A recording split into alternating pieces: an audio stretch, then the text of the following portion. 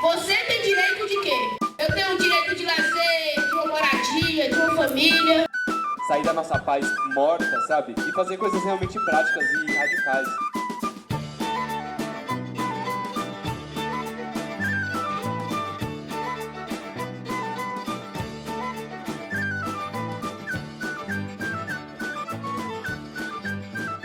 Um conceito básico de direitos humanos é que o sujeito de direito possa falar em seu próprio nome, né? Que ninguém fale por ele. E a criança e o adolescente são sujeitos de direito. Isso não é uma coisa só do Brasil. A Convenção dos Direitos da Criança, que é um parâmetro internacional dos países vinculados à ONU, ela cria um parâmetro e o Brasil é signatário dessa convenção.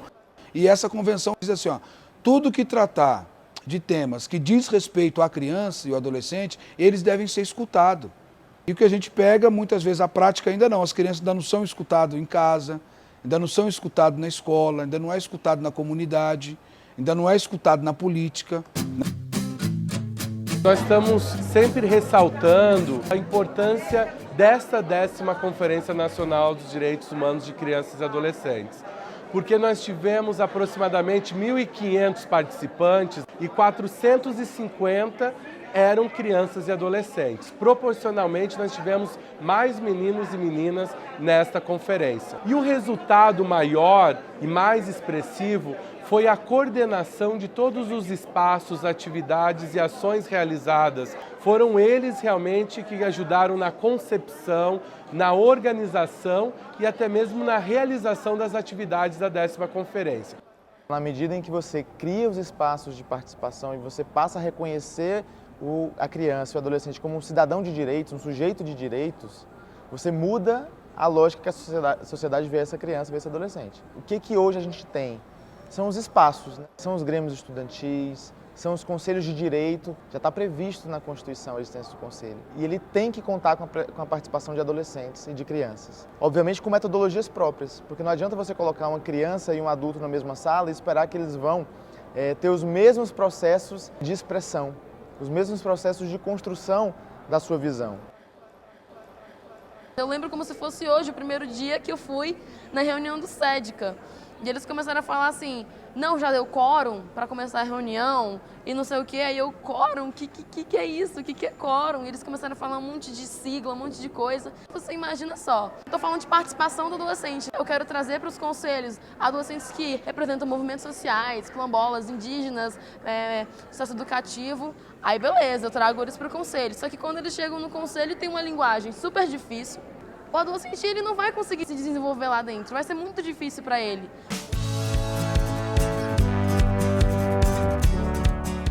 Eu acho que o que trava a juventude é muito a relação burocrática que a gente vem fazendo há muito tempo. É tipo, quando você quer ter alguma posição dentro da sua escola, você tem um grêmio. Aí o grêmio, ele já começa com um estatuto de 6, 7 páginas, com inciso isso, aquilo, e a pessoa se desinteressa, é chato. É uma linguagem que não é a linguagem que o jovem fala, não é a linguagem que o jovem quer usar. É uma linguagem outra, antiga, passada, dura, que ele não consegue se identificar e não consegue trabalhar em cima disso. A participação, ela tem que ser defendida em momentos informais também, em construção de grêmios ou outros grupos articuladores. A Rede Juva ela é uma rede, então nós não quisemos fazer uma organização institucional, uma coisa de um prédio. E esses dias a gente foi tentar ocupar um espaço de fala e a mulher falou assim, mas onde está o prédio de vocês? Aí eu, moço, nós somos uma rede. Ela, sim, mas eu preciso de um prédio. Nós também nos organizamos de uma forma que aparenta ser desorganizada, porque nós entendemos que numa sociedade onde a cultura é adultocêntrica, se você vem com uma outra forma, você está desorganizado. E a forma dos adolescentes é assim. Quando a gente se mobiliza e faz de um jeito diferente, faz de um jeito dinâmico, tipo fazer em roda e falar sobre os problemas da nossa cidade, do nosso país, assim, entre a gente, com as nossas gírias, do jeito que a gente consegue fazer, é bem diferente, sabe? E eu tô vendo que a juventude, que as adolescentes, as crianças, os jovens estão se mobilizando desse jeito pra caramba. Tem grupos que vêm se organizando, podemos dizer organizações de coletivos, ainda a interpretação me parece que tem um vácuo, porque ainda nós estamos no modelo clássico da organização. Quando que a Europa, outros países e as próprias periferias está apontando outras formas de organização, que tem a comunicação, por exemplo, as redes como um elemento estratégico. Eu posso estar junto com você no corre, pela internet, pelo meu celular. Você está fazendo um ato aqui, eu estou fazendo um ato lá, a gente não está junto, mas a gente está colando junto. Os jovens, eles participam politicamente. Quando eles estão com seus grupos, com as suas tribos, esses grupos e tribos têm seus signos sociais, têm seus valores, têm suas ações e eles estão participando. Através da música, da dança, da percussão, da poesia, esse contexto traz para a meninada essa diversidade de forma de como se organizar. Não vê, mas tô aqui, mais uma vez com meu bota sacudir. Eu era 25 anos, trazendo a pauta pro meu povo discutir. Finge não ver, mas tô aqui.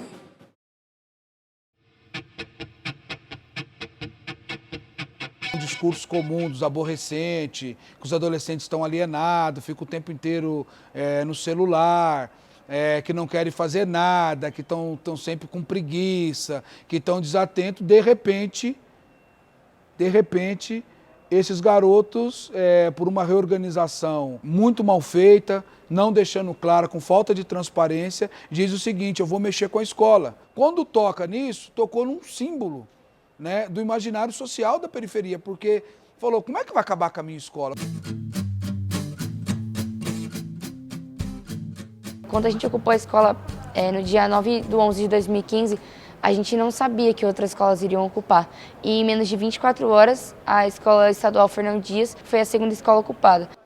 A cada vez que eu deitava ou cada vez que eu parava para fazer alguma coisa e não pegava no celular, no computador, eu piscava, era uma escola ocupando. A gente ocupou a escola em prol da educação, para que o que já é precarizado não fique pior e eles não privatizem.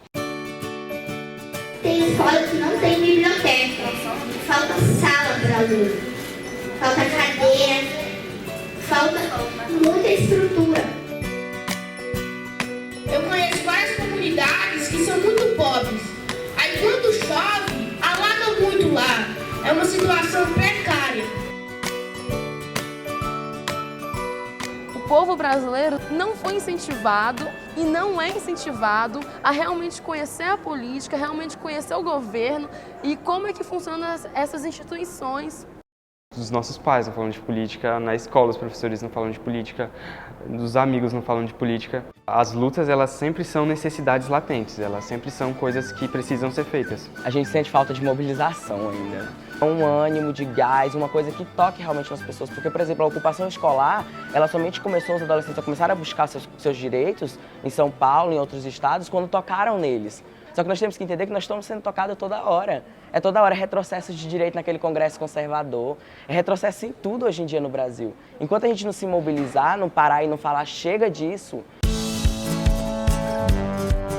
Como que nós vamos conseguir articular, juntar esses movimentos, essas representações, para que nós possamos caminhar juntos pela militância da criança e do adolescente? Porque o que Essas novas formas de participação, de ocupação nas escolas, movimentos de rua, movimentos sociais, todos eles são importantes e precisam fazer com que o adolescente se identifique para ele querer participar, para ele poder contribuir.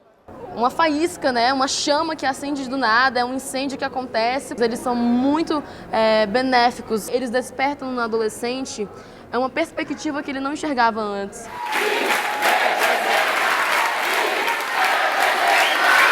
Avançou o nível de consciência. Avançou o nível de consciência social e cultural, e com os últimos exemplos do problema político do país, se avança também o nível de consciência política. Política tem tudo a ver com a minha vida, tem tudo a ver com o meu futuro, o meu presente, com a escola que eu estudo agora, com a saúde que eu tenho agora, com o transporte público que eu tenho acesso agora. E esse adolescente, ele precisa entender isso. É muito engraçado quando a gente fala no futuro, mas nós somos o presente também. Imagina se a gente não vai se colando nos espaços. Mesmo que a gente tenha pouca representatividade, a gente está tendo porque a gente está colando nos espaços.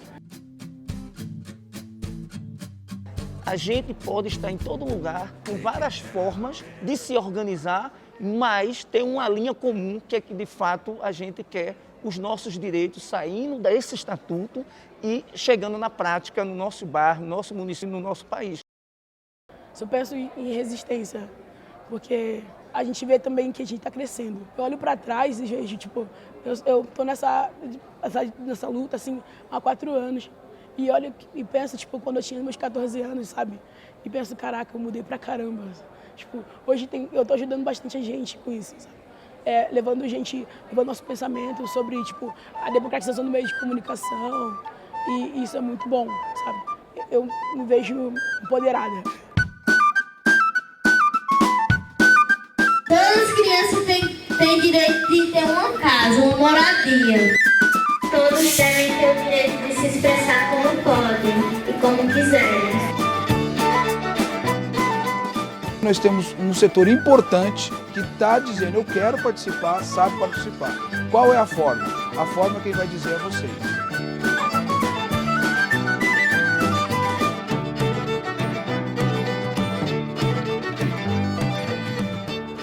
Sua licença, que valia 15, durou 50 anos.